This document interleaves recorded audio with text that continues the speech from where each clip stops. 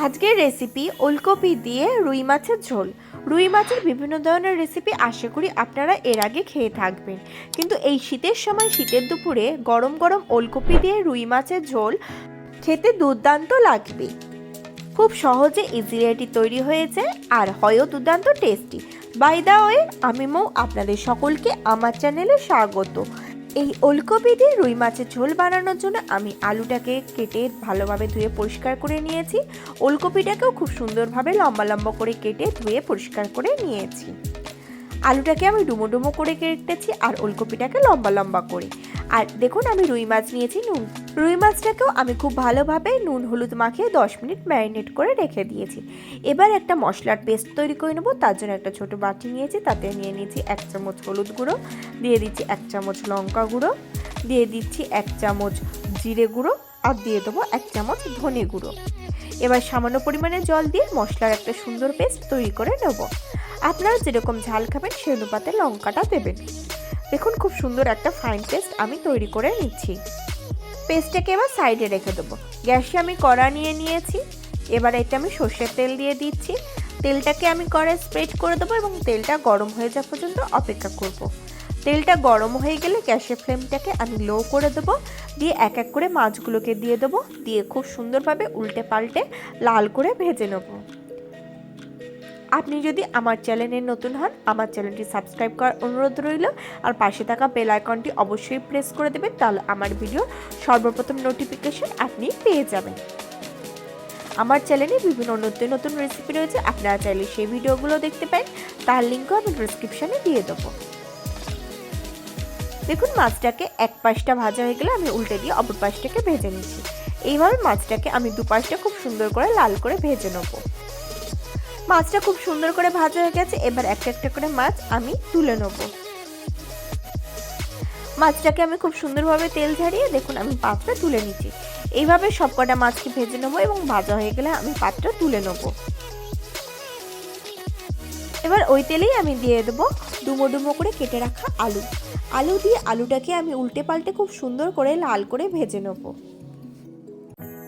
আলুটাকে সুন্দর করে ভাজার জন্য আলুটাকে আমি কিছুক্ষণের জন্য ঢাকনা চাপা দিয়ে দেবো।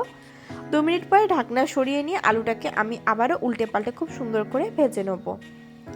আলুটা ভাজার জন্য এতে আমি কিছুটা পরিমাণে হলুদ দিয়ে দেবো। হলুদ দিয়ে এটাকে খুব সুন্দরভাবে নেড়েচেড়ে আমি ভেজে নেব।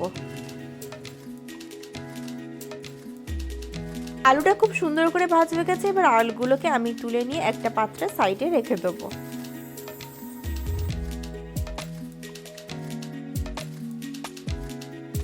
দেখুন, আলুটাকে আমি সমস্তটাকে ভেজে নিয়েছি। এবার ওই তেলেই আমি কেটে রাখা ওলকপিগুলোকে দিয়ে দেবো। ওলকপিগুলোকেও আমি সেমভাবে খুব সুন্দর করে লাল করে ভেজে নেব। ওলকপিটাও ভাজার জন্য আমি এতে কিছুটা পরিমাণে হলুদ দিয়ে দেবো আর দিয়ে দেবো কিছুটা পরিমাণে নুন।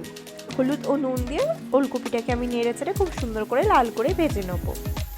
ওলকপিটাও যাতে হালকা সিদ্ধ হয়ে যায় সেজন্য এটাকে 2 মিনিটের জন্য ঢাকনা চাপা দিয়ে দেবো। 2 মিনিট পরে ঢাকনা সরিয়ে নেবো, নিয়ে এটাকে আবারও নেড়ে চেড়ে খুব সুন্দর করে লাল করে ভেজে নেব। ওলকপিটা খুব সুন্দরভাবে ভাজা হয়ে গেছে। এবার এটাকেও আমি তেল ছাড়িয়ে নিয়ে খুব সুন্দরভাবে তুলে সাইডে রেখে দেবো। এইভাবে আমি সমস্ত ওলকপিটাকে তুলে নেব।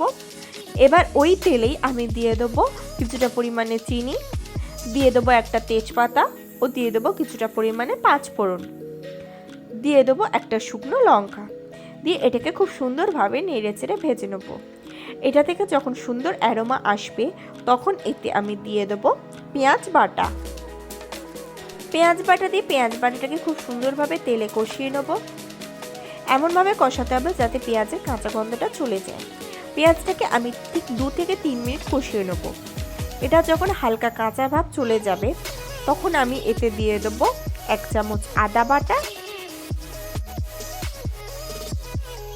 আদা বাটা দিয়ে এটাকে আমি এর সাথে কষিয়ে নেব। দেখুন, আমি খুব সুন্দরভাবে মশলাগুলোকে কষিয়ে নিচ্ছি। এবার এতে আমি দিয়ে দেবো কেটে রাখা টমেটো। টমেটো দিয়ে টমেটোটাকেও এর সাথে খুব সুন্দরভাবে কষিয়ে নেব। দেখুন, আমি খুব ভালোভাবে কষিয়ে নিচ্ছি। এই সময় আমি এতে দিয়ে দেবো স্বাদ অনুসারে লবণ। লবণ দিয়ে লবণটাকে এর সাথে খুব সুন্দরভাবে কষিয়ে নেব। টমেটো দিয়ে লবণ দিলে টমেটোটা খুব তাড়াতাড়ি গলে যায়। দেখুন এটাকে দিয়ে আমি 2-3 মিনিট খুব ভালোভাবে কষিয়ে নিচ্ছি। 3 মিনিট খুব ভালোভাবে কষিয়ে নিয়েছি। এবার এটাকে আমি ঢাকনা চাপা দিয়ে দেবো 2 মিনিটের জন্য। 2-3 মিনিট হয়ে গেছে, আমি ঢাকনা সরিয়ে নিচ্ছি, নিয়ে এটাকে আবারও ভালোভাবে কষিয়ে নিচ্ছি 1-2 মিনিট। এটাকে 1-2 মিনিট খুব ভালোভাবে কষিয়ে নেওয়ার পর যে মশলার পেস্টটা তৈরি করে রেখেছিলাম সেই মশলার পেস্টটা আমি এতে দিয়ে দিচ্ছি। মশলার পেস্টটা দিয়ে মশলার পেস্টটাকে এর সাথে খুব ভালোভাবে আমি কষাতে থাকবো। দেখুন আমি এইভাবে অলমোস্ট 5 থেকে 6 মিনিট খুব ভালোভাবে কষিয়ে নিয়েছি এবং মশলা থেকে খুব সুন্দরভাবে তেল ছাড়তে শুরু করেছে। এইভাবে যখন 5-6 মিনিট থেকে 7 মিনিট কষানো হয়ে যাবে তখন আগে থেকে ভেজে রাখা আলু আর ওলকপিটা এতে অ্যাড করে দেবো। দিয়ে আলু ওলকপিটাকেও এই মশলার সাথে খুব সুন্দরভাবে কষাতে থাকবো। দেখুন আমি খুব সুন্দরভাবে মশলার সাথে ওলকপি আর আলুটাকে কষিয়ে নিচ্ছি। অলমোস্ট 3 থেকে 4 মিনিট ওলকপি ও আলুটাকে এই মশলার সাথে কষাবো। যখন 3-4 মিনিট খুব ভালোভাবে কষানো হয়ে যাবে তখন এতে আমি দিয়ে দেবো জল। আমি এখানে প্রথমে মশলার বাটি ধোয়া জলটাই এতে ব্যবহার করেছি। প্রসঙ্গত বলে রাখি এই সময় গ্যাসের ফ্লেমটাকে আমি হাই করে দেবো, দিয়ে জলটাকে খুব সুন্দরভাবে এর সাথে মিশিয়ে দেবো। দেখুন আমি খুব সুন্দরভাবে মশলার সাথে এই জলটাকে কষিয়ে নিচ্ছি। এই মশলা দিয়ে কষিয়ে এটাকে আমি গ্যাসের ফ্লেমটাকে মিডিয়াম টু হাইতে রেখে 2 মিনিটের জন্য ঢাকনা চাপা দিয়ে দেবো। 2 মিনিট পরে ঢাকনা সরিয়ে নেবো। দেখুন এটা থেকে খুব সুন্দরভাবে তেল ছেড়েছে। এটাকে আমি আরও 1-2 মিনিট খুব ভালোভাবে কষিয়ে নেবো। 1-2 মিনিট খুব ভালোভাবে কষিয়ে নেওয়ার পর এতে আমি পরিমাণ অনুযায়ী জল দিয়ে দেবো। আলু ও ওলকপি এই জলে সিদ্ধ হবে, সেজন্য হিসাব করে আপনারা একটু জলটা দেবেন। আপনারা যেরকম ঝোলের গ্রেভি খেতে পছন্দ করবেন সেই অনুপাতে জল দেবেন। এই সময় কিন্তু গ্যাসের ফ্লেম হাই থাকবে। এবার গ্রেভিটা অর্থাৎ ঝোলটা ফুটে যাওয়া পর্যন্ত অপেক্ষা করব। দেখুন আমি পরিমাণ মতন জল দিয়ে দিয়েছি, গ্রেভিটা ফুটতে শুরু করেছে। গ্রেভিটা যখন খুব ভালোভাবে ফুটে যাবে তখন গ্যাসের ফ্লেমটাকে আমি লো টু মিডিয়ামে দিয়ে ঢাকনা চাপা দিয়ে দেবো 8 থেকে 10 মিনিটের জন্য। 8-10 মিনিট পরে আমি ঢাকনা সরিয়ে নেব। দেখুন ঝোলটা কত সুন্দর রেডি হয়ে গেছে এবং কত সুন্দর তেল ছেড়েছে। আলু ও ওলকপি খুব সুন্দরভাবে সিদ্ধ হয়ে গিয়েছে। এবার এতে আমি অ্যাড করে দেবো আগে থেকে ভেজে রাখা মাছগুলো। আমি ওলকপিটা কেটে দেখাচ্ছি। দেখুন ওলকপি এবং আলু খুব সুন্দরভাবে সিদ্ধ। এবার এক এক করে আমি মাছগুলোকে দিয়ে দিচ্ছি।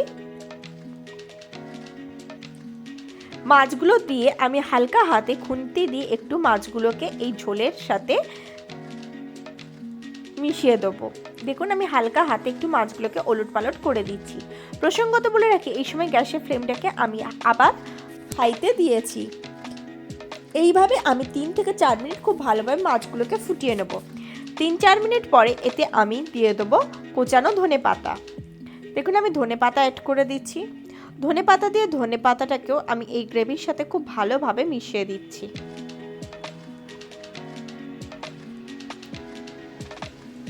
দেখুন আমি খুব সুন্দরভাবে ধনে পাতাটাকে এই মাছের ঝোলের সাথে মিশিয়ে দিচ্ছি। এবার গ্রেভিটা ফুটে যাওয়া পর্যন্ত অপেক্ষা করব।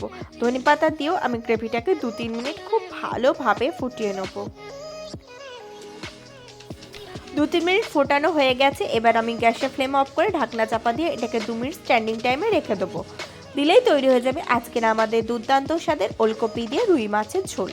আপনারা অবশ্যই একবার এই শীতের মরশুমে ওলকপির সিজনে এই ওলকপি দিয়ে রুই মাছের ঝোলটি বানিয়ে খেয়ে দেখুন। এটি যেমন টেস্টি হয় তেমনই খেতে হয় দুর্দান্ত।